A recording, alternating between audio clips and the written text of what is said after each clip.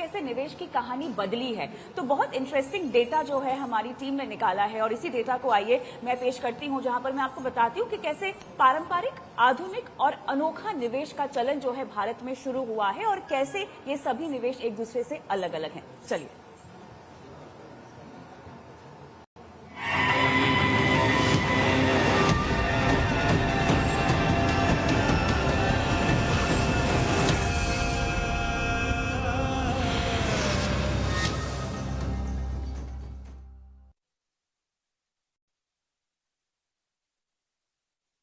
चलिए क्योंकि हम निवेश ट्रेंड्स की बात कर रहे हैं और निवेश के इतिहास की बात कर रहे हैं, तो हम आपके लिए कुछ जानकारी लेकर आए हैं। हम आपको बता रहे हैं कि पारंपरिक निवेश जो अधिकतर भारतीयों का पसंदीदा है वो कौन कौन से हैं। उसके बाद आधुनिक, किस तरह से निवेश के ट्रेंड में बदलाव आया और किस तरह के नए निवेश के विकल्प आए, और उसके बाद कुछ अनोखे और नायाब और बहुत ही रेयर निवेश के विकल्प कौन कौन से हैं, जहां पर मेरे ख्याल से HNI और अल्ट्रा HNI ही निवेश करना पसंद करते हैं। इसकी पूरी सूची लेकर आए हैं। सबसे पहले अगर हम पारंपरिक निवेश विकल्पों की बात करें तो उसमें सबसे मुख्य सोना चांदी, जो हम सब जानते ही हैं, हर किसी के घर में सोना होता है। लेकिन जब तक निवेश की अगर हम बात करें तो वो निवेश का सही तरीका है या नहीं, क्योंकि हम गहनों की बात कर रहे हैं। अधिकतर भारतीयों को सोने से प्यार है, सोने चांदी से प्यार है। किसी भी शुभ मौके पर अगर आप देखें तो सोना चांदी खरीदा जाता है, गिफ्ट दिया जाता है। लेकिन ये जो निवेश है, ये निवेश का एक जरिया नहीं है, क्योंकि ये गहने के तौर पर अक्सर देखा जाता है। लेकिन हाँ,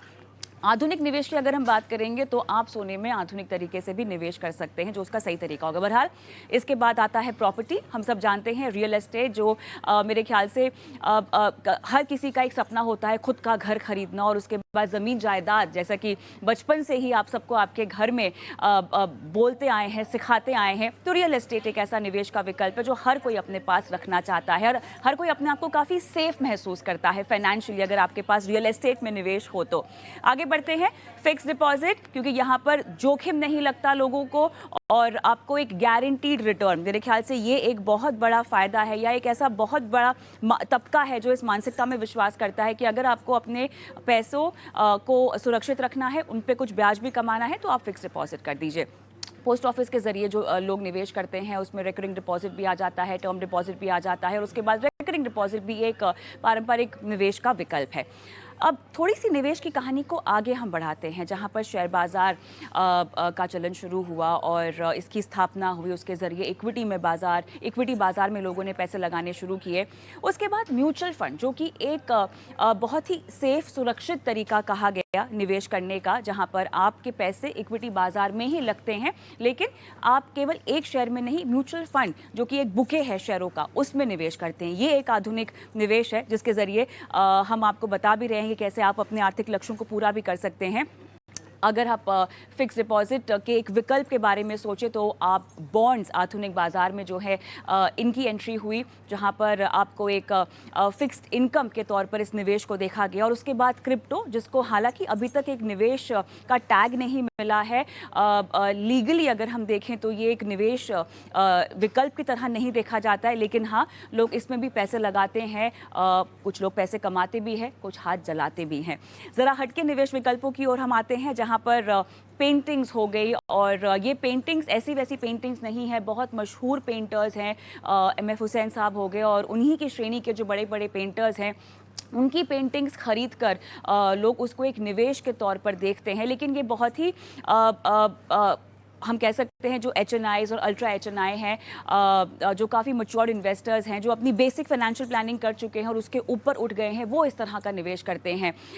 एंटीक प्रोडक्ट्स हो गए, आर्टिफैक्ट्स हो गए, उसमें लोग निवेश करते हैं, वो भी एक निवेश विकल्प के तौर पर देखा जाता है। और इतना ही नहीं, महंगी वाइन, जी हाँ, ये भी एक निवेश के विकल्प के तौर पर उभर कर आता हुआ दिखाई दे रहा है अल्ट्रा HNIs की अगर हम बात करें, क्योंकि यहाँ पर जो वैल्यू है वो समय के हिसाब से बढ़ती हुई दिखाई देगी। लेकिन हालांकि इस निवेश को लोग शौकिया तौर पर ज़्यादा करते हैं। तो ये है भारत में निवेश के तरीके, जो हमने देखा है समय समय पर बदले हैं, और इन बदलावों के ज़रिए हमने देखा है कि निवेशकों की मानसिकता भी बदली है निवेश को लेकर।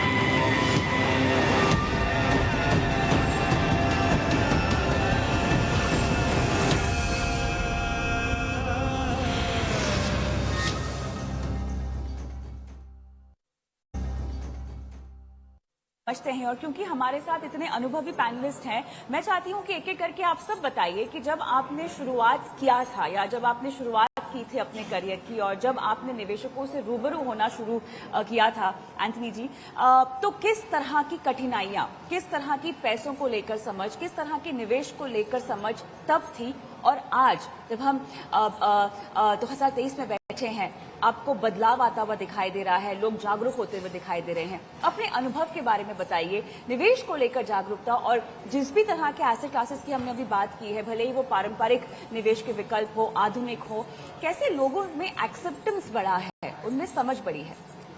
So if I go back 90s में, I would consider कि मैं बहुत fortunate था कि मेरे parents had understood the power of equity even then. So reading economic times, trying to decipher which stocks to buy. So मेरे first investment journey honestly direct equity में था. अच्छा। And it was in 92, 93, आपको याद होगा, तब तो सब चली थी, वो भी चला, मतलब जो मैंने 20 में लिया वो तो 80 तक चला गया, फिर 8 आ गया. That was my first learning, but I would say I had a fortune of seeing at home lessons on how equity was helping wealth creation. अच्छा।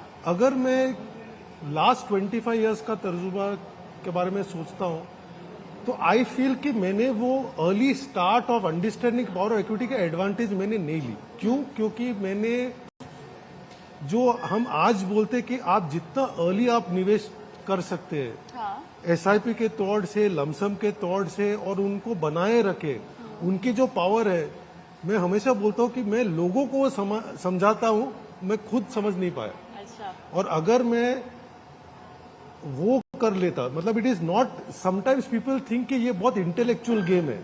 इक्विटीज, मैक्रो इकोनॉमी, ग्लोबल, ये सब वर्ड्स हमें बहुत आसानी से हम छोड़ते हैं. बट प्रैक्टिकली स्पीकिंग, आप कोई भी डिवर्सिफाइड इक्विटी फंड ले लीजिए, आप लॉन्ग टर्म के लिए रखिए, आप में का पैसा will be far more than the most intelligent person जो इकोनॉमी को रोज देख के प्रिडिक्शन कर रहे हैं कि आज बाजार गिरेगा या उठेगा. To my mind in the last 25 years that has been my biggest learning, जो होपफुली मेरा नेक्स्ट 25 इयर्स में मैं आई विल इम्प्लीमेंट.